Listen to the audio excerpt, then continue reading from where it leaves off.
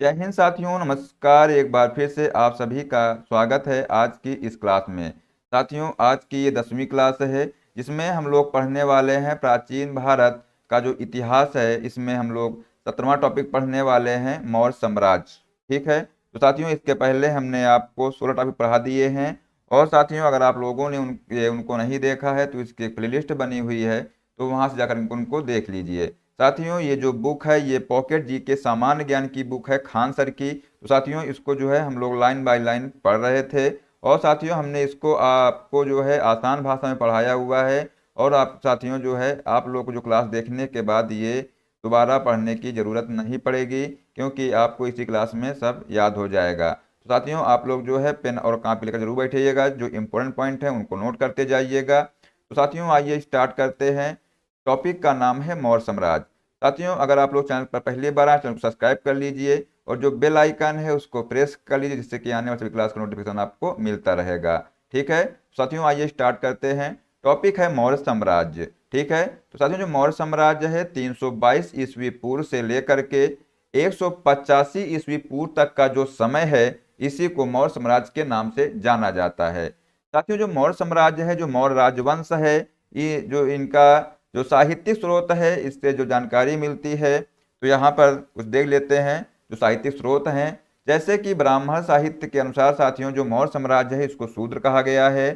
जैन व बौद्ध साहित्य के अनुसार क्षत्रिय, मुद्रा राक्षस के अनुसार वत्सल या निम्न वर्गीय। और साथियों, जो यहाँ पर रोमिला थप्पर के अनुसार इसको जो है वैश्य कहा गया है। और साथियों, इसके बाद जो है सर्वाधिक मान्य मत कौन सा है, तो वो है क्षत्रिय का। ठीक है। तो यहाँ पर आप लोग यहाँ पर ये याद रखिएगा। साथियों, बात कर लेते हैं चंद्रगुप्त मौर्य के बारे में। तो जो चंद्रगुप्त मौर्य थे, ये 322 ईस्वी पूर्व से लेकर के 298 ईस्वी पूर्व तक इन्होंने शासन किया। और साथियों, जो चंद्रगुप्त मौर्य थे, इन्होंने शासन कैसे किया और इसको देख लेते हैं। चंद्रगुप्त ने नंद वंश के जो अंतिम शासक था घनानंद, इसको हराया और 322 ईस्वी पूर्व में मौर्य वंश की स्थापना की। ठीक है। तो यहाँ से आप लोग ये पॉइंट रखिएगा, याद रखिएगा कि जो नंद वंश था इसका अंतिम शासक कौन था। तो साथियों, जो नंद वंश था इसका अंतिम शासक था घनानंद। ठीक है। और इसको हरा करके 322 ईस्वी पूर्व में मौर्य वंश की स्थापना की चंद्रगुप्त मौर्य ने। साथियों, जो घनानंद थे इनको हराने के लिए चाणक्य, यानी कि इन्हीं को नाम है विष्णुगुप्त शर्मा, इन्होंने चंद्रगुप्त की सहायता की तथा इसे 1000 कारसारपण में खरीदा था। किसने खरीदा था चंद्रगुप्त मौर्य को? तो इनको खरीदा था चाणक्य ने। ठीक है। कितने में? तो 1000 कारसारपण में इसको खरीदा था। और साथियों, जो चंद्रगुप्त मौर्य हैं, चंद्रगुप्त ने तक्षशिला में शिक्षा प्राप्त की थी। कहाँ पर प्राप्त की शिक्षा? तो तक्षशिला में साथियों इन्होंने अपनी शिक्षा प्राप्त की थी। ठीक है। तो यहाँ पे इतने पॉइंट आप लोग याद रखिएगा। अगला पॉइंट यहाँ पर बताया गया है कि 322 ईस्वी पूर्व में चंद्रगुप्त मौर्य मगध की राजगद्दी पर बैठा तथा इसका वास्तविक संस्थापक बना। ठीक है। तो जो चंद्रगुप्त था ये जो है राजगद्दी पर कब बैठा? तो ये जो है 322 ईस्वी पूर्व में ये बैठा था। ठीक है। जस्टिन ने या यूनानी इतिहासकारों ने चंद्रगुप्त मौर्य को सेंड्रोकोर्स एवं एंड्रोकोर्स के रूप में उल्लेखित किया है। विलियम जोन्स ने बताया कि चंद्रगुप्त मौर्य ही सेंड्रोकोर्स है। किसने बताया? विलियम जोन्स ने साथियों बताया कि जो चंद्रगुप्त मौर्य है यही जो है सेंड्रोकोर्स है। 305 ईस्वी पूर्व में चंद्रगुप्त ने सिकंदर के सेनापति सेलुकस निकेटर को पराजित किया और इसके परिणाम स्वरूप निकेटर ने अपनी पुत्री हेलना का विवाह चंद्रगुप्त के साथ किया तथा यह भारत का पहला अंतरराष्ट्रीय विवाह था। तो साथियों, ये पॉइंट आप लोग नोट कर लीजिए कि भारत का पहला अंतरराष्ट्रीय विवाह कौन सा था। तो साथियों, जो निकेटर था, निकेटर ने अपनी पुत्री हेलना का जो विवाह था वो किससे कर दिया? तो चंद्रगुप्त के साथ इसने अपनी पुत्री हेलना का विवाह कर दिया था। तो साथियों, जो निकेटर था, ये सेल्यूकस निकेटर जो था, ये साथियों सेनापति था। ठीक है। किसका सेनापति था? तो सिकंदर का सेनापति था। और साथियों, जो ये 305 ईस्वी में चंद्रगुप्त से पराजित हुआ था। तो ठीक है। तो इतने पॉइंट आप लोग यहाँ से याद रखिएगा। बात कर लेते हैं आगे। अर्थशास्त्र पुस्तक पुस्तक जो है साथियों, जो अर्थशास्त्र पुस्तक है इसके लेखक की बात की जाए तो आप लोग यहाँ पर याद रखिएगा चाणक्य। जो अर्थशास्त्र पुस्तक है इसके लेखक चाणक्य है, जिनका अन्य नाम है कौटिल्य। इनको माना जाता है और इसका संबंध जो है राजनीति विज्ञान से है। साथियों जो अर्थशास्त्र पुस्तक है इसका संबंध किससे है, तो इसका संबंध जो है राजनीति विज्ञान से इसका संबंध है। अर्थशास्त्र प्रथम भारतीय पुस्तक है जिसकी तुलना मैकियावली की प्रसिद्ध पुस्तक प्रिंस से की जाती है। तो अगर आपसे पूछा जाए कि जो अर्थशास्त्र पुस्तक है इसकी तुलना किससे की जाती है, तो मैकियावली की प्रसिद्ध पुस्तक है जिसका नाम है प्रिंस, इससे साथियों इसकी तुलना की जाती है। भारत का प्रथम प्रभुत्व संपन्न शासक चंद्रगुप्त मौर्य को माना जाता है। चंद्रगुप्त मौर्य का आध्यात्मिक गुरु भद्रबाहु था। कौन था साथियों, अगर आपसे पूछा जाए कि जो चंद्रगुप्त मौर्य हैं इनका आध्यात्मिक गुरु कौन था, तो आप लोग साथियों यहाँ पर याद रखिएगा भद्रबाहु साथियों इसका आध्यात्मिक गुरु था। इसने जैन धर्म ग्रहण किया। चंद्रगुप्त मौर्य ने अपने जीवन के अंतिम दिन श्रवणबेलगोला यानी कर्नाटक की पहाड़ियों पर गुजारे थे। तो साथियों यहाँ पर याद रखिएगा जो श्रवणबेलगोला है ये कहाँ पर है, तो कर्नाटक में है। ठीक है, तो अगर आपसे पूछा जाए कि जो चंद्रगुप्त मौर्य है इन्होंने अपना जो जीवन है, जीवन के अंतिम दिन कहाँ पर गुजारे थे, तो आप लोग यहाँ पर याद रखिएगा श्रवणबेलगोला की पहाड़ियों पर इन्होंने अपने अंतिम दिन गुजारे थे। साथियों जो श्रवणबेलगोला है, श्रवणबेलगोला का मंदिर जैन धर्म से संबंधित है। ये पॉइंट साथियों आप लोग नोट कर लीजिए, इंपॉर्टेंट पॉइंट है। श्रवणबेलगोला का जो मंदिर है ये किस धर्म से संबंधित है, तो आप लोग यहाँ पर याद रखिएगा श्रवणबेलगोला का जो मंदिर है साथियों ये जैन धर्म से संबंधित है। ठीक है, आगे बात कर लेते हैं। कुसुमपुर पाटलिपुत्र का प्राचीन नाम है। ये साथियों आप लोग याद रखिएगा कि जो कुसुमपुर है साथियों ये पाटलिपुत्र का साथियों नाम है। ठीक है, इसका नाम है पाटलिपुत्र का। साथियों जो कुसुमपुर था, कुसुमपुर पाटलिपुत्र का प्राचीन नाम है। भारत में दास प्रथा विद्यमान नहीं थी। यह विवरण मेगस्थनीज ने दिया था। किसने दिया था, तो मेगस्थनीज ने साथियों बताया कि जो दास प्रथा भारत में विद्यमान नहीं थी। विशाख दत्त द्वारा लिखित पुस्तक जिसका नाम है मुद्रा राक्षस में चंद्रगुप्त मौर्य के लिए वर्सल शब्द का प्रयोग किया गया था। साथियों इंपॉर्टेंट पॉइंट है, इसको नोट कर लीजिए। ठीक है, अगर आपसे पूछा जाए यहाँ पर दो क्वेश्चन बनते हैं कि विशाख दत्त द्वारा जो लिखित पुस्तक है जिसका नाम क्या है, तो आप लोग साथियों यहाँ पर आंसर बताएंगे मुद्रा राक्षस। और अगर आपसे पूछा जाए कि जो चंद्रगुप्त मौर्य का जो वर्सल शब्द है इसका प्रयोग कहाँ पर मिलता है, तो साथियों तब भी आप लोग आंसर लगाएंगे मुद्रा राक्षस में मिलता है। ठीक है, पाटलिपुत्र शहर के महलों को देखकर यह विवरण फाहियान ने दिया कि यह मनुष्य द्वारा न बनाकर दैत्यों या असुरों के द्वारा बनाए गए हैं। युद्ध की संधि शर्तों के अनुसार निकेटर ने आर्या, आराचोसिया, गेंड्रोसिया, पामिसाडे के क्षेत्र चंद्रगुप्त मौर्य को सौंप दिए। किसने सौंप दिए, तो निकेटर ने। इसकी जानकारी हमें यूनानी इतिहासकार स्ट्रेबो एवं एपियायानस देते हैं। ठीक है, तो आप उसके याद रखिएगा। आगे देखते हैं साथियों कि चंद्रगुप्त यूनानियों को भारत से बाहर निकाल देता है, तो इसे भारत का मुक्तिदाता भी कहा जाता है। ये भी साथियों पॉइंट आप लोग याद रखिएगा। अगर आपसे पूछा जाए कि भारत का मुक्तिदाता किसे कहा जाता है, तो आप लोग यहाँ पर आंसर लगाएंगे चंद्रगुप्त को कहा जाता है। सिकंदर ने अपना एक राजदूत मेगस्थनीज भी चंद्रगुप्त के दरबार में भेजा था। ठीक है, प्लूटार्क के अनुसार चंद्रगुप्त मौर्य ने भी सेल्यूकस निकेटर को 500 हाथी उपहार के रूप में दिए थे। मेगस्थनीज ने एक पुस्तक लिखी जिसका नाम था इंडिका। ये पॉइंट बहुत ही इंपॉर्टेंट पॉइंट है, इसको नोट कर लीजिएगा कि साथियों जो मेगस्थनीज की पुस्तक है जिसका नाम क्या है, तो इंडिका साथियों इनकी पुस्तक का नाम है। इसमें मौर्य साम्राज्य के नगरीय प्रशासन और सैन्य प्रशासन के बारे में वर्णन किया गया है। और इसमें बताया कि प्रशासन के नियंत्रण के लिए 6 समितियों का निर्माण किया गया था, यह इसमें बताया गया है। ठीक है, आगे बात कर लेते हैं। मेगस्थनीज ने मौर्यों के महलों का भी वर्णन किया है। किसका वर्णन किया है, साथियों जो मेगस्थनीज है इन्होंने मौर्यों के महलों का भी वर्णन किया है जिसमें लकड़ी व पत्थरों का प्रयोग किया गया है। इंडिका में पाटलिपुत्र का वर्णन किया जिसमें पाटलिपुत्र को पॉलीब्रोथा नाम दिया गया है जो गंगा व सोन नदी के संगम पर स्थित है तथा इसमें 570 बुर्ज और 64 मीनार हैं। किसमें, साथियों जो सोन नदी के संगम पर स्थित है पॉलीब्रोथा, इसमें 570 बुर्ज और 64 मीनार हैं। मेगस्थनीज ने मौर्य साम्राज्य को 7 वर्गों में विभाजित किया। कितने वर्गों में साथियों? अगर आपसे पूछा जाए कि जो मेगस्थनीज है इन्होंने मौर्य साम्राज्य को कितने वर्गों में विभाजित किया है, तो साथियों आप लोग यहां से बताएंगे 7 वर्गों में, परंतु यह कथन प्रमाणित नहीं है। ठीक है, आगे बात कर लेते हैं।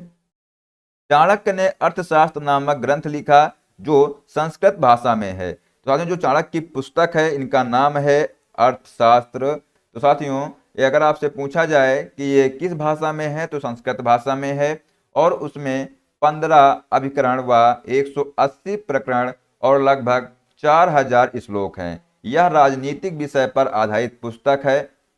चंद्रगुप्त जैन धर्म का अनुयायी था। किस धर्म का था? ये पॉइंट इंपॉर्टेंट है, नोट कर लीजिए। साथियों जो चंद्रगुप्त था ये जैन धर्म का अनुयायी था तथा अपने जीवन के अंतिम समय में पुत्र के पक्ष में शासन त्याग कर जैन मुनि भद्रबाहु से जैन धर्म की दीक्षा लेकर के श्रवण बेलगोला जो मैसूर में है, कहाँ पर है साथियों? जो श्रवण बेलगोला है मैसूर में है, और ये मैसूर कहाँ पर है? तो साथियों कर्नाटक में है। ठीक है, तो वहां पर इसने जो है 298 ईस्वी पूर्व में चला गया और उपवास द्वारा शरीर त्याग दिया। इसी को बोलते हैं संलेखना विधि से।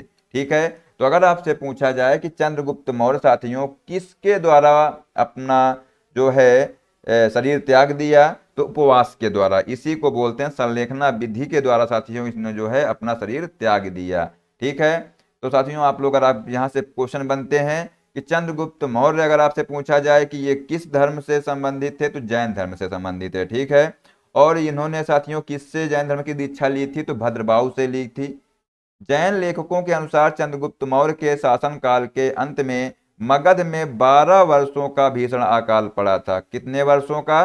तो साथियों 12 वर्षों का यहाँ पर भीषण अकाल पड़ा था।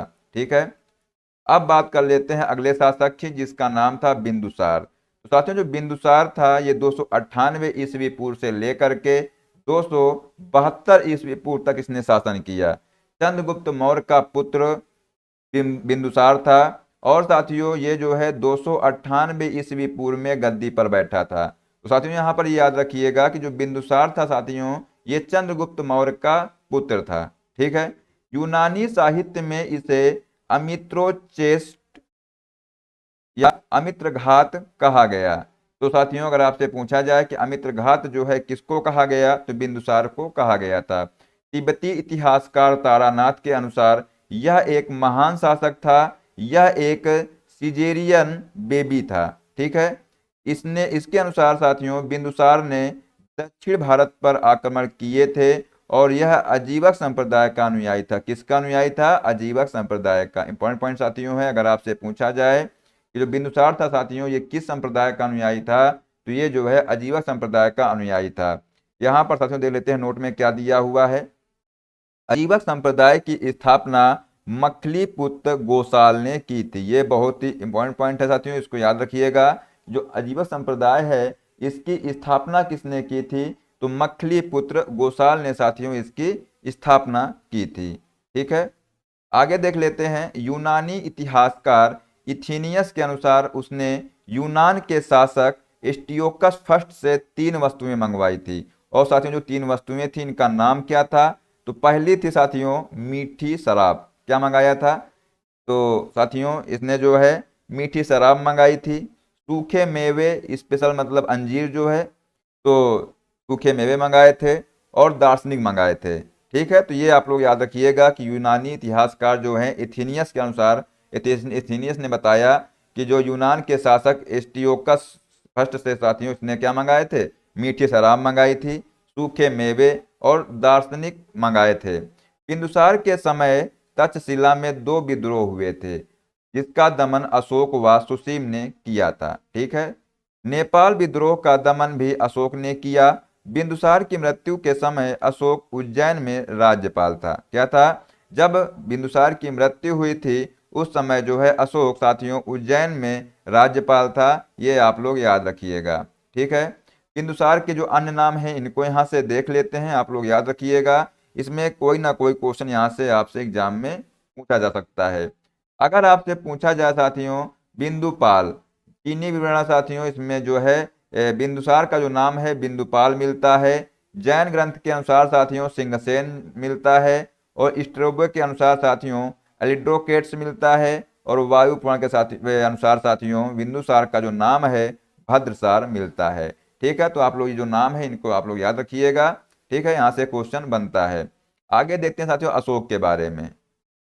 जो अशोक हैं ये 269 ईस्वी पूर्व से 232 ईस्वी पूर्व तक का जो शासन काल रहा, ये अशोक इसमें जो है इसने शासन किया। अशोक का 4 वर्षों तक अपने भाइयों के साथ सत्ता संघर्ष चला। कितने वर्षों तक? 4 वर्षों तक साथियों अशोक का जो है सत्ता संघर्ष अपने भाइयों के साथ चला था। ठीक है, सिंघली अनुश्रुति की मान्यता के अनुसार अशोक ने अपने 99 भाइयों की हत्या की। कितने भाइयों की? 99 भाइयों की हत्या की। और अशोक की माता अगर आपसे पूछा जाए तो इनका नाम था भीमा या सुभद्रांगी। तो अशोक की माता का नाम यहाँ से आप लोग याद रखिएगा। अशोक की माता का नाम साथियों भीमा या सुभद्रांगी था। इनकी पत्नी का नाम था देवी या विदिशा। ठीक है, विदिशा मध्य प्रदेश की थी। तो इनकी जो पत्नी थी साथियों देवी नाम था इनका। ठीक है, जिनके पुत्र थे महेंद्र व पुत्री का नाम था संघमित्रा, ने श्रीलंका में बौद्ध धर्म का प्रचार प्रसार किया। ठीक है, तो साथियों यहाँ पर याद रखिएगा, अगर आपसे पूछा जाए कि अशोक की पत्नी का नाम क्या है तो देवी था, और इनका पुत्र का नाम पूछा जाए तो महेंद्र था, और पुत्री का नाम था संघमित्रा। और साथियों इनके पुत्र और पुत्री मिलकर के इन्होंने श्रीलंका में बौद्ध धर्म का प्रचार प्रसार किया था। इनकी दूसरी पत्नी का नाम था कारुवाकी, और जो बेटा था बेटे का नाम था तीवर, जिनका एक अभिलेख मिलता है। तो साथियों यहाँ से आप लोग याद रखिएगा, इनकी 2 पत्नियां थीं। पहली का नाम था देवी और दूसरी पत्नी का नाम था कारुवाकी। जो साथियों देवी थी इनके पुत्र का नाम था महेंद्र और पुत्री का नाम था संघमित्रा, और जो साथियों दूसरी पत्नी थी जिसका नाम था कारुवाकी, इनके बेटे का नाम था तीवर। ठीक है, जिनका एक अभिलेख में जो है अभिलेख मिलता है तीवर का। ठीक है, अशोक ने क्रोधित होकर के तिस्सर छिता को जीवित जला दिया था। किसको? तो तिस्सर छिता को इसने क्या किया? जीवित जला दिया था। अशोक का राज्याभिषेक कब हुआ? तो 269 ईस्वी पूर्व में साथियों अशोक का राज्याभिषेक किया गया था। ठीक है, अशोक के नाम देख लेते हैं। साथियों पुराण के अनुसार साथियों अशोक का नाम जो है अशोक वर्धन बताया गया है, और गिरनार अभिलेख के अनुसार साथियों अशोक मौर्य साथियों इसका नाम मिलता है। मास्की, गुर्जरा, नेटूर, उदय गोलम अभिलेख के अनुसार साथियों अशोक का जो नाम है अशोक मिलता है, और भाब्रू शिलालेख के अनुसार साथियों अशोक का नाम प्रियदर्शी बताया गया है। ठीक है, तो साथियों जो अशोक के इतने नाम थे, अशोक वर्धन, अशोक मौर्य, अशोक और प्रियदर्शी। ठीक है, तो आप लोग ये नाम भी याद रखिएगा। आपसे पूछा जा सकता है कि जो प्रियदर्शी साथियों है ये नाम किस शिलालेख में अंकित है या किस शिलालेख से मिलता है? तो साथियों आप लोग यहाँ पर बता सकते हैं भाब्रू शिलालेख से प्रियदर्शी नाम अशोक का मिलता है। अब साथियों बात कर लेते हैं जो कल्हड़ की पुस्तक का नाम है राजतरंगिणी। ठीक है, अगर आपसे पूछा जाए, इंपॉर्टेंट पॉइंट है, अगर आपसे पूछा जाए कि राजतरंगिणी के लेखक कौन है तो आप लोग यहाँ पर याद रखिएगा कि कल्हड़ साथियों राजतरंगिणी के लेखक हैं। अशोक पहले भगवान शिव का अनुयायी था। किसका अनुयायी था? तो साथियों जो अशोक है ये पहले भगवान शिव का अनुयायी था, और अशोक ने श्रीनगर शहर की स्थापना की और वहां शिव मंदिर का निर्माण करवाया था। ठीक है, तो ये आप लोग यहाँ पर याद रखिएगा कि अशोक ने श्रीनगर शहर की स्थापना की और वहां पर शिव मंदिर का निर्माण करवाया था। आगे बात कर लेते हैं साथियों जो राजतरंगिणी है इसको जो है भारतीय इतिहास की प्रथम पुस्तक माना जाता है, तथा कल्हड़ जयसिंह के दरबार में था। किसके दरबार में था? साथियों जो कल्हड़ हैं इनकी पुस्तक का नाम है राजतरंगिणी, और साथियों जो राजतरंगिणी है इस पुस्तक को प्रथम पुस्तक माना जाता है भारतीय इतिहास की। ठीक है, और अगर आपसे पूछा जाए कि जो कल्हड़ थे वो किसके दरबार में था तो जयसिंह के दरबार में था ये। ठीक है, तो ये भी आप लोग यहाँ से याद रखिएगा। अशोक ने नेपाल में भी ललित पाटन शहर बसाया था। अशोक ने अपने राज्याभिषेक के 8वें वर्ष 261 ईस्वी पूर्व में कलिंग युद्ध किया, और कलिंग का शासक नंदराज था। कौन था? जब साथियों अशोक ने अपने राज्याभिषेक के 8वें वर्ष 261 ईस्वी पूर्व में कलिंग पर युद्ध किया, तो साथियों उस समय जो है कलिंग का शासक था नंदराज। ये साथियों इंपॉर्टेंट पॉइंट है, ये आपसे एग्जाम में क्वेश्चन पूछा जा सकता है। ठीक है, तो ये आप लोग याद रखिएगा कि कलिंग युद्ध के समय कलिंग का शासक कौन था तो नंदराज था। इस युद्ध में अशोक ने विजय प्राप्त की, लेकिन इस युद्ध में 1 लाख लोग मारे गए तथा 1.5 लाख लोगों को बंदी बनाया गया।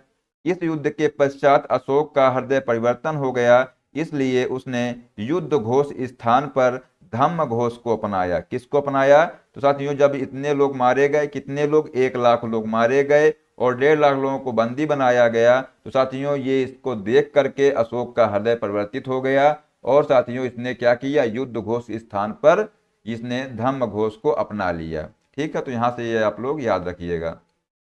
आगे साथियों बात कर लेते हैं।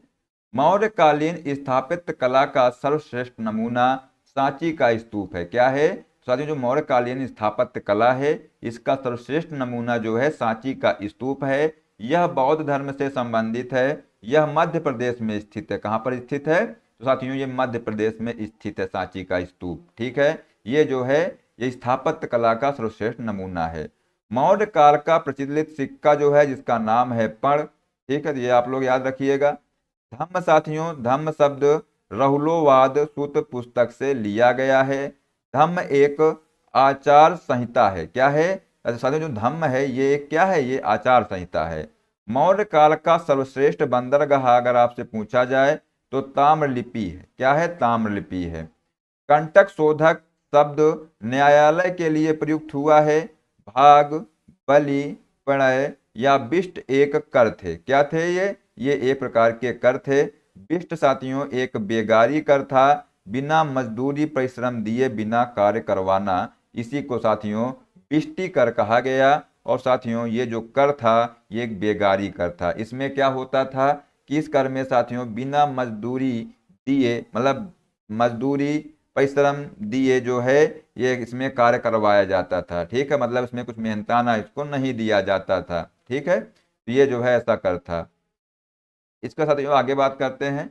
अशोक को भारतीय इतिहास में जनहित कार्य के लिए स्मरण किया जाता है। ठीक है, कलिंग का प्राचीन नाम अगर आपसे पूछा जाए तो उत्कल था। ये पॉइंट आप लोग नोट कर लीजिए कि कलिंग का साथियों प्राचीन नाम क्या था? तो उत्कल था। और इसकी राजधानी साथियों अगर आपसे पूछा जाए तो तोसली साथियों कलिंग की राजधानी थी। कौटिल्य की अर्थशास्त्र के अनुसार कलिंग हाथियों के लिए प्रसिद्ध था और इन हाथियों को प्राप्त करने के लिए अशोक ने कलिंग पर आक्रमण किया था। तो साथियों अगर आपसे पूछा जाए कि कलिंग पर आक्रमण अशोक ने क्यों किया था, तो हाथियों को प्राप्त करने के लिए इस पर आक्रमण किया था। और साथियों जो कलिंग था वो हाथियों के लिए प्रसिद्ध था। सिंघली अनुश्रुतियों, दीपवंश तथा महावंश के अनुसार अशोक को उसके शासन के चौथे वर्ष जो है निग्रोथ नामक भिक्षु ने बौद्ध धर्म में दीक्षित किया। और साथियों इसके बाद अशोक मोगली पुत्र तिस से प्रभावित हुआ एवं बौद्ध धर्म में रुचि रखने लगा। ठीक है, तो ये किससे प्रभावित हुआ था? तो मोगली पुत्र साथियों तिस्त से साथियों ये प्रभावित हुआ और साथियों ये जो है बौद्ध धर्म में रुचि रखने लगा तभी से। ठीक है, साथियों आगे देख लेते हैं। दिव्यावदान यानी बौद्ध साहित्य साथियों जिसका नाम है दिव्यावदान के अनुसार अशोक को बौद्ध धर्म में दीक्षित करने का जो श्रेय है ये उपगुप्त को दिया गया। किसको दिया गया? दीक्षित करने का साथियों जो श्रेय है ये उपगुप्त को दिया गया था। ये आप लोग याद रखिएगा, किसको दिया गया? उपगुप्त को। चीनी यात्री ह्वेनसांग का समर्थन करता था ये। अशोक ने अपने शासन के दौरान सर्वप्रथम बौद्ध गया का धम्म यात्रा की और 20वें वर्ष में लुम्बिनी की यात्रा भी इसने की थी। भाब्रू शिलालेख यानी बैराट जो कि राजस्थान में है, अशोक के बौद्ध होने का सफल प्रमाण मिलता है और जिसमें अशोक स्पष्ट बुद्ध, धम्म और संघ का अभिवादन करता है। साथियों आप लोग याद रखिएगा कि अशोक के बौद्ध होने का सफल प्रमाण किसमें मिलता है? तो ये आप लोग याद रखिएगा, इंपॉर्टेंट पॉइंट है भाब्रू शिलालेख में। और साथियों अगर आपसे पूछा जाए कि जो भाब्रू शिलालेख है ये कहाँ पर है, तो बैराट राजस्थान में ये स्थित है। जिन्हें बौद्ध धर्म के त्रिरत्न कहा गया। किसको? बुद्ध, धम्म और संघ का साथियों जो अभिवादन करता है इसको साथियों जिन्हें जो है बौद्ध धर्म के त्रिरत्न कहा गया। ठीक है, भाब्रू शिलालेख में ही अशोक स्वयं को मगध राज या मगध का राजा बताता है।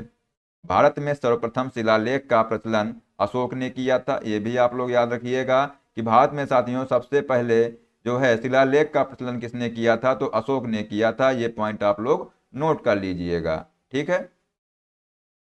आगे साथियों बात करते हैं।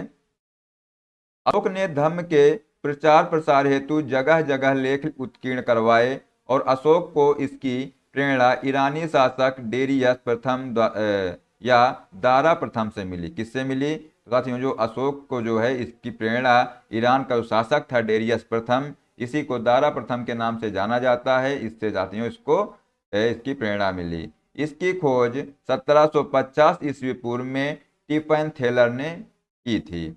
1837 ईस्वी पूर्व में, कब? 1837 ईस्वी पूर्व में जेम्स प्रिंसेप ने सर्वप्रथम पढ़ने में सफलता प्राप्त की और इसके उत्कीर्णकर्ता चापड़ या कापड़ थे। कौन थे? चापड़ या कापड़। अभिलेखों का विषय प्रशासनिक होता था, लेकिन अर्थ से संबंधित लेख रुम्नी देही अभिलेख है जो कर नीति से संबंधित है। किससे संबंधित है? तो साथियों जो रुम्नी देही अभिलेख है ये किससे संबंधित है? तो ये कर नीति से संबंधित है। ये आप लोग पॉइंट याद कर लीजिएगा, अच्छा पॉइंट है। इसमें अशोक लुम्बिनी यात्रा के समय भू राजस्व कर की दर को 1/6 भाग से घटा करके 1/8 कर दिया। ठीक है, इसकी जानकारी साथियों इसी से मिलती है। किससे? रुम्नी देही अभिलेख से इसकी जानकारी मिलती है। ठीक है, आगे देख लेते हैं। ब्राह्मी लिपि के अभिलेख गुजरात से प्राप्त होते हैं तथा ग्रीक व अरमाइक लिपि के अभिलेख कांधार व काबुल से तथा खरोष्ठी के शहबाजगढ़ी मानसेहरा पाकिस्तान में प्राप्त होते हैं। तो साथियों ये आप लोग याद रखिएगा, ये जितने अभिलेख हैं ये कहाँ से मिले हैं, तो ये आप लोग याद रखिएगा। तो साथियों जो ब्राह्मी लिपि के जो अभिलेख हैं ये गुजरात से प्राप्त हुए हैं। ग्रीक व अरमाइक लिपि के जो अभिलेख हैं साथियों ये कांधार व काबुल से प्राप्त हुए हैं। और जो खरोष्ठी के अभिलेख जो हैं साथियों ये जो है शहबाजगढ़ी मानसेहरा जो कि पाकिस्तान में है, यहाँ से ये प्राप्त हुए हैं। साथियों आगे देखते हैं अभिलेखों की लिपियां, ये आप लोग यहाँ से देख लीजिए। साथियों अगर ब्राह्मी लिपि की बात की जाए तो ये भारत में है। खरोष्ठी लिपि का जो अभिलेख है ये पाकिस्तान में मिला है। ग्रीक लिपि का जो अभिलेख है ये अफगानिस्तान में। अरमाइक लिपि का जो अभिलेख साथियों है ये अफगानिस्तान में ये प्राप्त हुआ है। ठीक है, आगे देखते हैं। नोट में दिया हुआ है, यहाँ पर याद कर लीजिए, इंपॉर्टेंट पॉइंट होगा ये कि ब्राह्मी लिपि बाएं से दाएं तथा जो खरोष्ठी लिपि है साथियों ये दाएं से बाएं की ओर लिखी जाती है। ये आप लोग याद रखिएगा। साथियों जो ब्राह्मी लिपि है वो कहाँ से किधर को? तो साथियों जैसे हम लोग लिखते हैं नॉर्मल, ठीक है, तो उसमें जो है साथियों ब्राह्मी लिपि लिखी जाती है बाएं से दाएं, इधर से इधर की ओर।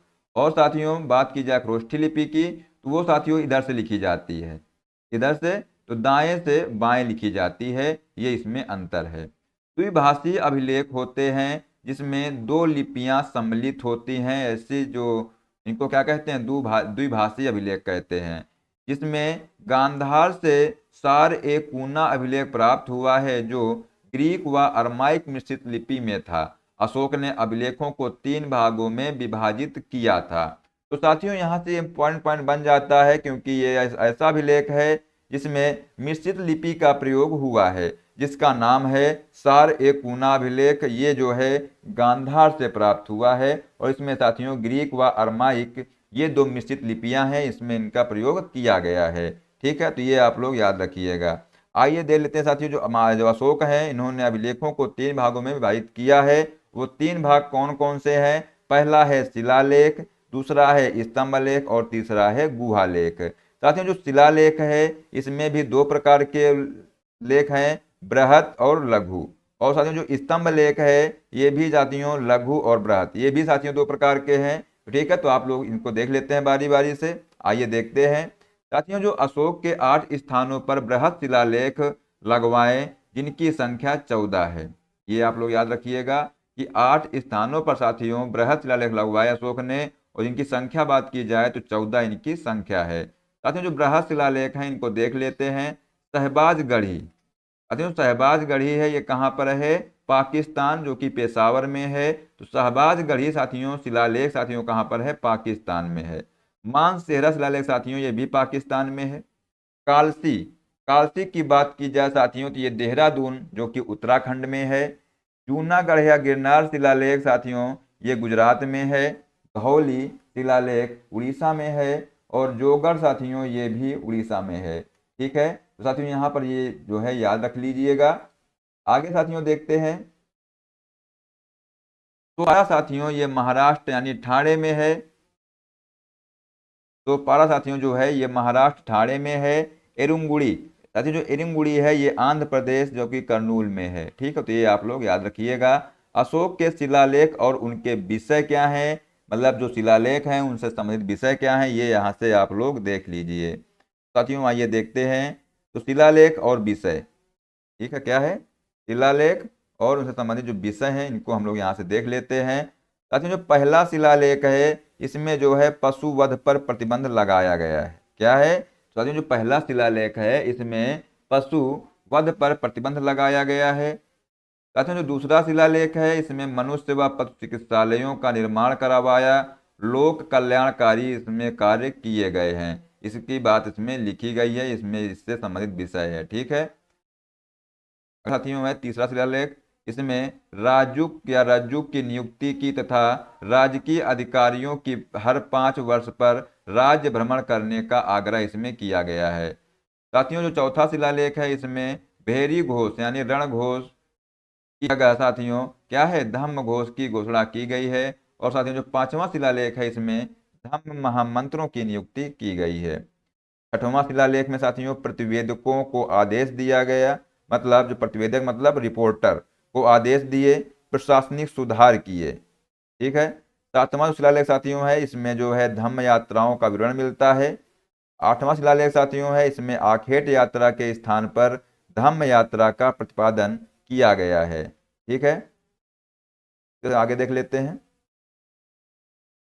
नौवां शिलालेख है इसमें मंगलाचरण समारोह के स्थान पर धम्म मंगलाचरण प्रारंभ किया गया और सच्ची भेंट तथा सच्चे शिष्टाचार का उल्लेख किया गया है।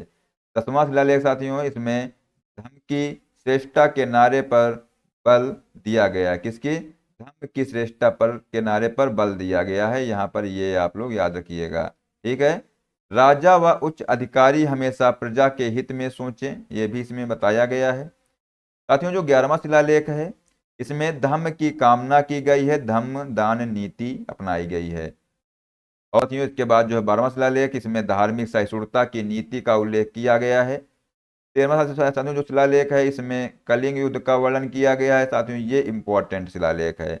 अगर आपसे साथियों पूछा जाए कि जो कलिंग युद्ध का वर्णन किस शिलालेख में मिलता है, तो साथियों आप लोग याद रखिएगा 13वें शिलालेख में साथियों कलिंग युद्ध का वर्णन मिलता है। ठीक है, तो साथियों ये शिलालेख इंपॉर्टेंट शिलालेख है, इसको आप लोग नोट कर लीजिएगा। आगे देखते हैं। साथियों जो 13वां शिलालेख है इसमें 5 सीमांत यूनानी राजाओं के नाम का उल्लेख जहां उसने विदेश में धम्म प्रचारकों को भेजा, ये भी इसमें मिलता है। और अशोक के हृदय परिवर्तन की बात इसमें बताई गई है, किसमें, 13वें शिलालेख में। ठीक है, तो आप लोग ये आप लोग याद रखिएगा। ठीक है, बात कर लेते हैं 14वें शिलालेख की। तो इसमें जो है पहले 13 अभिलेखों का पुनरावलोकन तथा जनता को धार्मिक जीवन बिताने के लिए प्रेरित इसमें किया गया है। ठीक है, किसमें, 14वें शिलालेख में। तो आप लोग ये याद रखिएगा। ठीक है, आगे साथियों देख लेते हैं। नोट में दिया हुआ है कि पृथक कलिंग प्रज्ञापन, अशोक के 13वें शिलालेख में कलिंग युद्ध का उल्लेख मिलता है, लेकिन धौली व जोगढ़ के 13वें अभिलेख में समस्त प्रजा को अपनी संतान के समान बताया है।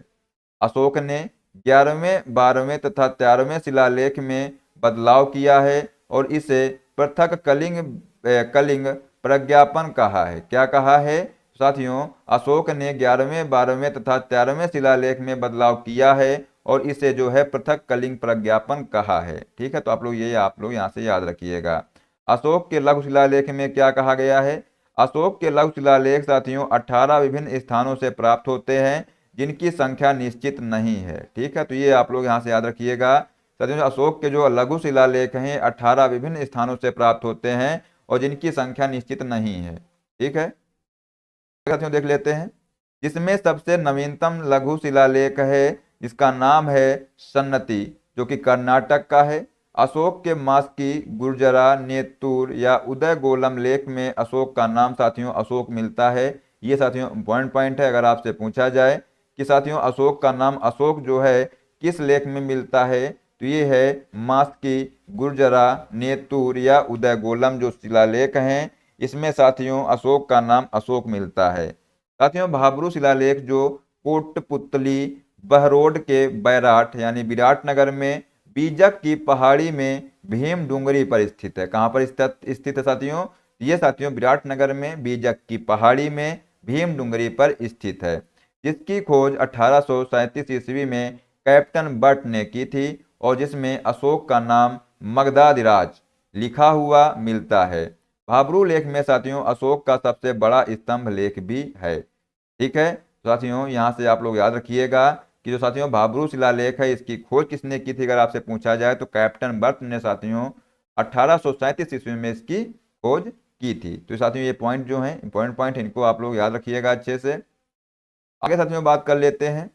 मास्की शिलालेख में अशोक ने स्वयं को बुद्ध शाक्य कहा है। क्या कहा है साथियों? जो मास्की का शिलालेख था इसमें अशोक ने स्वयं को बुद्ध शाक्य कहा है, जिसकी खोज 1915 में वीडेन ने की थी। किसने की थी? वीडेन ने। तो साथियों जो मास्की शिलालेख है इसकी खोज वीडेन ने की थी। कब? 1915 ईस्वी में। अशोक स्तंभ लेखों में बृहत स्तंभ लेख हमें 6 स्थानों से 7 लेख मिले, यानी इनकी संख्या तो 6 है पर 7 लेख मिलते हैं।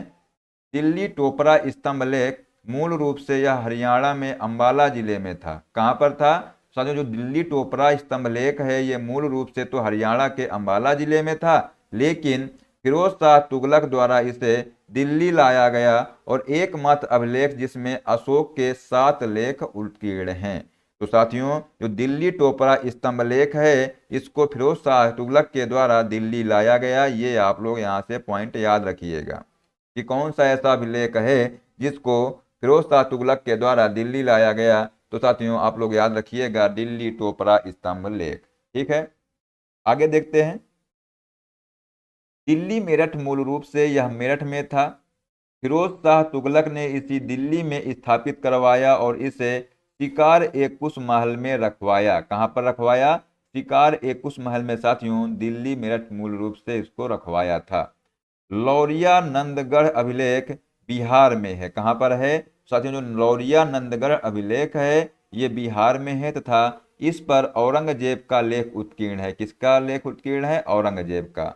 लौरिया अरेराज अभिलेख साथियों चंपारण बिहार में है।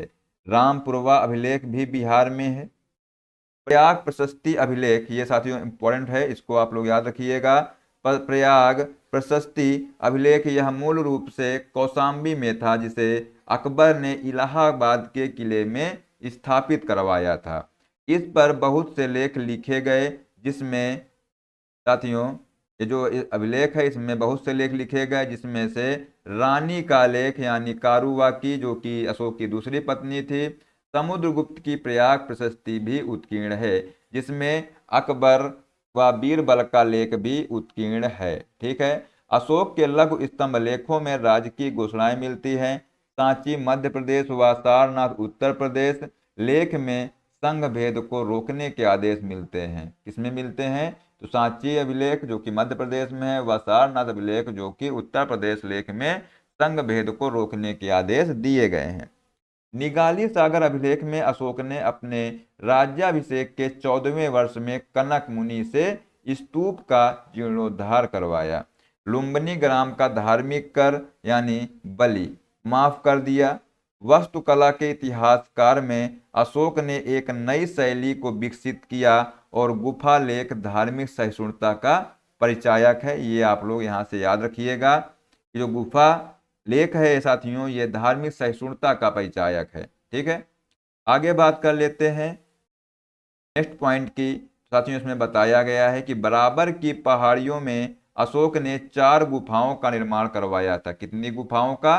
तो साथियों 4 गुफाओं का निर्माण साथियों अशोक ने बराबर की पहाड़ियों में करवाया था, जो कर्ण गुफा, सुदामा गुफा, चौपार गुफा या विश्व झोपड़ी गुफा थी।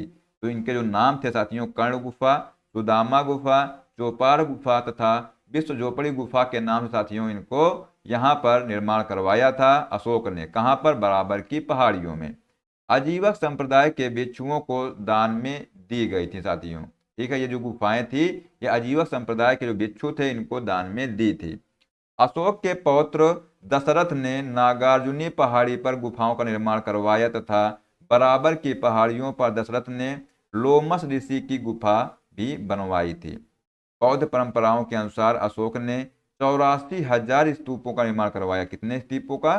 साथियों, अशोक ने साथियों बौद्ध परंपराओं के अनुसार 84,000 स्तूपों का निर्माण करवाया था, जिसमें महात्मा बुद्ध की मृत्यु के बाद स्तूपों का निर्माण किया था।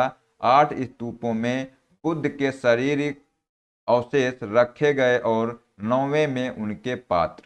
ठीक है, तो साथियों ये आप लोग याद रखिएगा कि साथियों जो अशोक है इन्होंने स्तूपों का निर्माण करवाया और जो बुद्ध की मृत्यु के बाद स्तूपों का निर्माण साथियों किया, इसमें साथियों 8 स्तूपों में बुद्ध के शारीरिक अवशेष रखे गए और साथियों जो 9वें थे इसमें उनके पात्र रखे गए। ठीक है, तो साथियों आगे बात कर लेते हैं।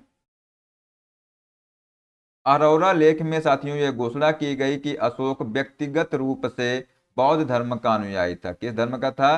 साथियों जो अरोरा अभिलेख है, अरोरा लेख में साथियों यह घोषणा की गई कि जो अशोक है ये व्यक्तिगत रूप से बौद्ध धर्म का अनुयायी है। किस धर्म का अनुयायी है? साथियों ये बौद्ध धर्म का अनुयायी है, ये इसमें बताया गया। किसमें? अरोरा लेख में। अर्थशास्त्र में 18 तीर्थों का वर्णन किया गया। कितने तीर्थों का?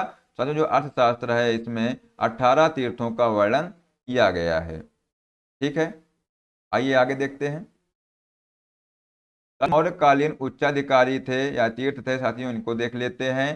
तीर्थ तथा संबंधित विभाग की जानकारी हम यहाँ से देख लेते हैं। साथियों जो मौर्यकालीन जो प्रधानमंत्री और पुरोहित था साथियों, इसको प्रमुख धर्माधिकारी विभाग का साथियों अध्यक्ष होता था। ठीक, इससे संबंधित था ये। साथियों जो सेनापति होता था ये युद्ध विभाग का मंत्री होता था। युवराज राजा का उत्तराधिकारी होता था। प्रशासता ये राज्य की कागजातों को सुरक्षित रखने वाला तथा राज्य की आज्ञाओं को लिपिबद्ध करने वाला प्रधान अधिकारी होता था। कौन? प्रशासता। साथियों समाहर्ता की बात की जाए तो जो समाहर्ता साथियों होता था ये राजस्व विभाग का प्रधान होता था। क्या होता था? साथियों जो समाहर्ता था ये राजस्व विभाग का प्रधान होता था। ठीक है, तो ये आप लोग यहाँ से याद रखिएगा। ठीक है, इस पर साथियों बात करते हैं नायक की। साथियों जो नायक था, नायक सेना का संचालक तथा नगर रक्षा का अध्यक्ष होता था। कौन? नायक जो है साथियों ये जो है सेना का संचालक अथवा नगर रक्षा का अध्यक्ष होता था। ठीक है, आगे बात कर लेते हैं। प्रदेष्ट्री। साथियों जो प्रदेष्ट्री होता था ये फौजदारी न्यायालय का न्यायाधीश होता था, कमिश्नर होता था। सन्निदाता जो था साथियों ये राजकीय कोषाध्यक्ष होता था। व्यवहारिक जो है ये नगर का प्रमुख न्यायाधीश होता था। दंडपाल साथियों ये पुलिस अधिकारी होता था। और कमरमांतिक साथियों ये उद्योगों एवं कारखानों का अध्यक्ष होता था। ठीक है, दुर्गपाल साथियों ये राजकीय दुर्ग रक्षकों का अध्यक्ष होता था। और नागरक साथियों पौर साथियों ये जो है नगर कोतवाल या नगर का प्रमुख अधिकारी होता था। तो साथियों ये जो संबंधित विषय हैं ये आप लोग यहाँ से याद रखिएगा। ये नाम इधर दिए हुए हैं और ये उससे संबंधित विषय दिए हुए हैं। ठीक है, आगे साथी देखते हैं।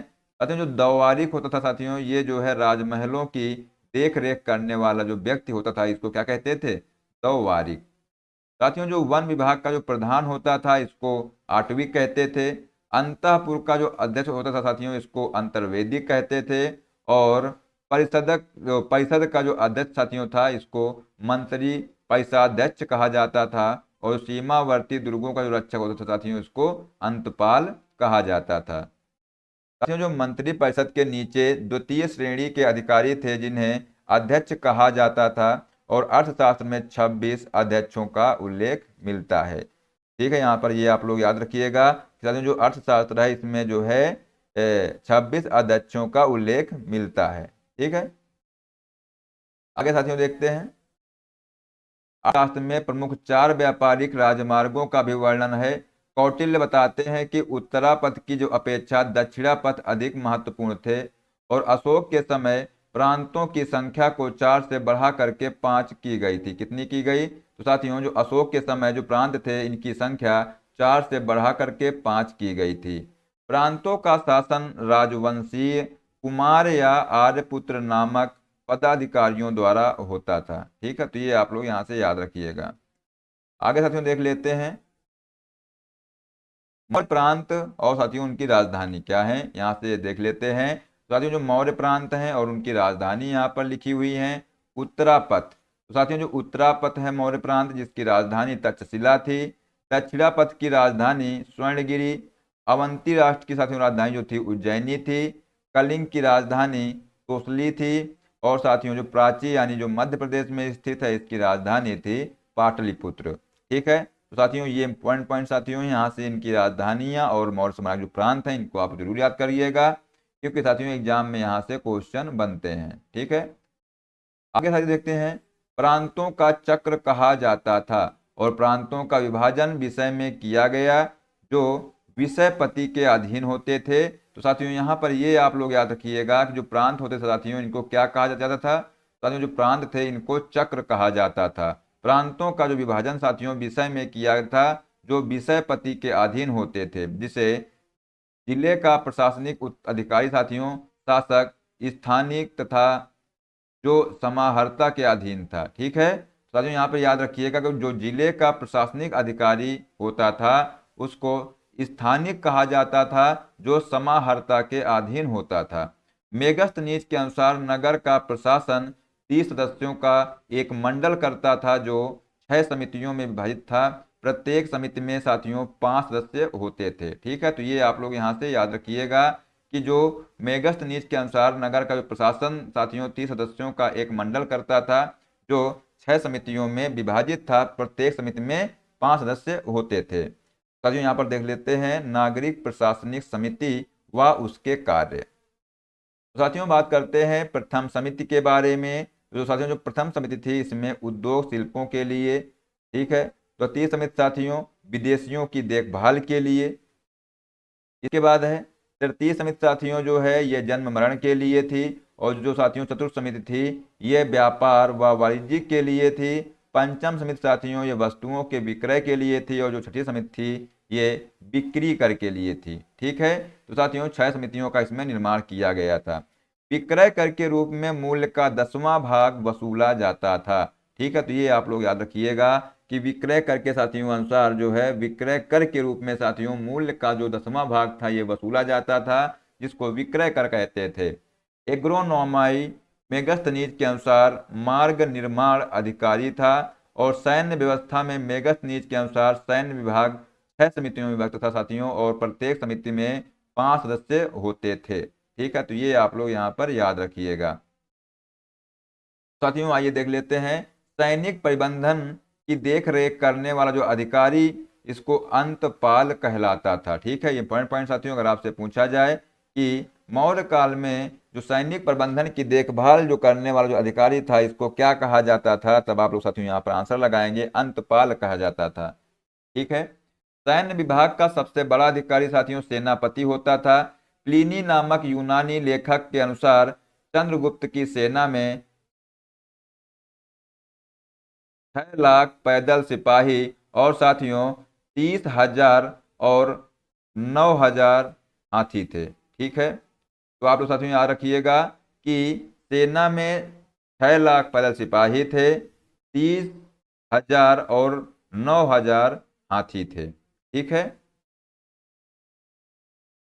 सैन्य समिति एवं उनके साथियों कार्य क्या थे यहाँ से आइए देख लेते हैं। जो सैन्य समितियां हैं और उनके कार्य भी यहाँ पर लिखे हुए हैं।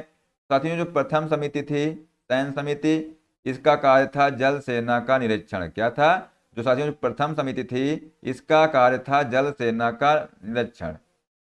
साथियों जो द्वितीय समिति थी इसका कार्य था यातायात एवं रसद सामग्री का निरीक्षण। तृतीय समिति का कार्य था पैदल सेना का निरीक्षण। और साथियों जो चतुर्थ समिति थी इसका नाम था अश्व सेना का निरीक्षण। पंचम समिति का नाम था गज सेना का निरीक्षण। और साथियों जो छठवीं समिति थी इसका नाम था रथ सेना का निरीक्षण। ठीक है, तो साथियों यहाँ पर ये आप लोग समझ में आ गई होगी कि 6 समितियां साथियों यहाँ पर बनाई गई थी। ठीक है, आगे साथियों बात कर लेते हैं मेगास्थनीज ने भारतीय समाज को 7 वर्गों में विभाजित किया है। और साथियों वो 7 वर्ग कौन कौन से हैं? तो पहला है दार्शनिक, दूसरा है व्यापारी, तीसरा है किसान, चौथा है कारीगर या चरवाहा, और पांचवा है सैनिक, और छठवां है साथियों मंत्री व परामर्शदाता। तो साथियों मेगास्थनीज ने भारतीय समाज को 7 वर्गों में विभाजित किया है। ठीक है, तो ये वर्ग दिए हैं, इनको भी आप लोग याद रखिएगा कि वो कौन कौन से वर्ग हैं। ठीक है, आगे साथियों इसमें क्या बताया गया है? साथियों जो 7वां वर्ग है जिसका नाम है गुप्तचर, इसको भी आप लोग याद रखिएगा। अर्थशास्त्र में गुप्तचर को गूढ़ पुरुष कहा गया है। ठीक है, साथियों जो अर्थशास्त्र है इसमें जो है गुप्तचर को गूढ़ पुरुष कहा गया है। एक ही स्थान पर रहकर कार्य करने वाले गुप्तचर को संस्था कहा जाता था, तथा एक स्थान से दूसरे स्थान पर भ्रमण करके कार्य करने वाले गुप्तचर को संचार कहा जाता था।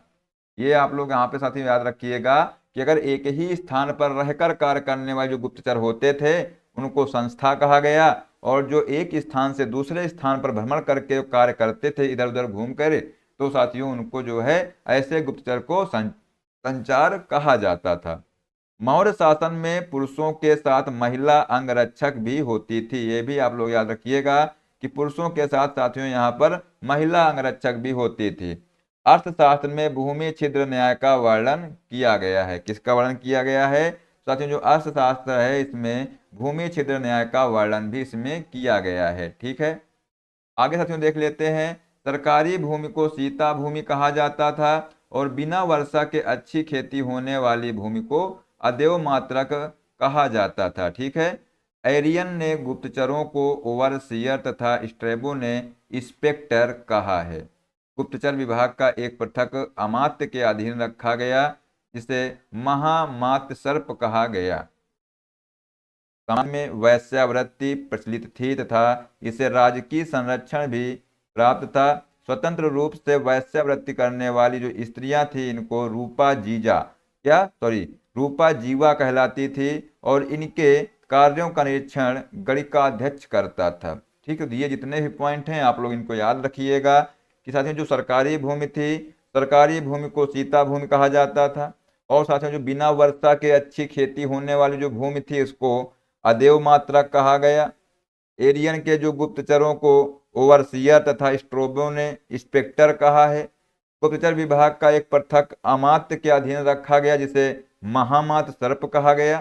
साथियों जो इतने पॉइंट हैं इनको आप लोग अच्छे से याद रखिएगा, ऐसे ही पॉइंट जो है एग्जाम में आते हैं। ठीक है, अगला जो पॉइंट है इसमें बताया गया है कि संभ्रांत घर की स्त्रियां प्रायः घर के अंदर ही रहती थी, और कौटिल्य ने ऐसी स्त्रियों को अनिष्कामिनी कहा है। क्या कहा है? अनिष्कामिनी कहा है। मौर्य शासन 137 वर्षों तक रहा, तथा भागवत पुराण के अनुसार मौर्य वंश में 10 राजा हुए, जबकि वायु पुराण के अनुसार 9 राजा हुए। ठीक है, मौर्यकालीन अर्थव्यवस्था में दासों का महत्वपूर्ण योगदान था। मेगास्थनीज के अनुसार मौर्य काल में दास प्रथा नहीं थी। क्या थी साथियों? मेगास्थनीज के अनुसार मौर्य काल में दास प्रथा नहीं थी, और मौर्य शासन में 2 प्रकार की न्यायिक व्यवस्था थी, जिसमें धर्म स्थानीय स्थीय व्यवस्था एवं कंटक शोधन न्यायालय थे। राजुक को क्षेत्रीय न्यायाधीश, गणराज्य न्यायाधीश कहते थे। ठीक है, साथियों जो राजुक था इसको क्या कहते थे? इसको जो है साथियों क्षेत्रीय न्यायाधीश या गणराज्य न्यायाधीश इसको कहा जाता था। ठीक है, साथियों आगे पॉइंट इसमें दिया हुआ है कि मौर्य वंश का अंतिम शासक कौन था? बृहद्रथ था। साथियों जो मौर्य वंश का अंतिम शासक था बृहद्रथ, इसकी हत्या इसके सेनापति थे पुष्यमित्र शुंग ने 185 ईस्वी पूर्व में कर दी थी, और मगध पर साथियों शुंग वंश की नींव डाली। तो साथियों अगर आपसे पूछा जाए कि शुंग वंश की स्थापना किसने की थी, तो पुष्यमित्र शुंग ने साथियों शुंग वंश की स्थापना की। और साथियों मौर्य वंश का जो अंतिम शासक था जिसका नाम था बृहद्रथ। ठीक है, तो साथियों आज बस इतना ही। साथियों आशा करते हैं आपको क्लास पसंद आई होगी। अगर साथियों क्लास पसंद आई हो तो इसको लाइक कर दीजिए, और साथियों इसको अधिक से अधिक इसको शेयर कर दीजिए। और अगर अभी तक आपको चैनल को सब्सक्राइब नहीं किया है तो इसको सब्सक्राइब कर लीजिए, और जो बेल आइकन है उसको प्रेस कर लीजिए, जिससे कि आने वाली सब क्लासों का नोटिफिकेशन आपको मिलता रहेगा। ठीक है, मिलते हैं नेक्स्ट क्लास में। जय हिंद, जय भारत, वंदे मातरम।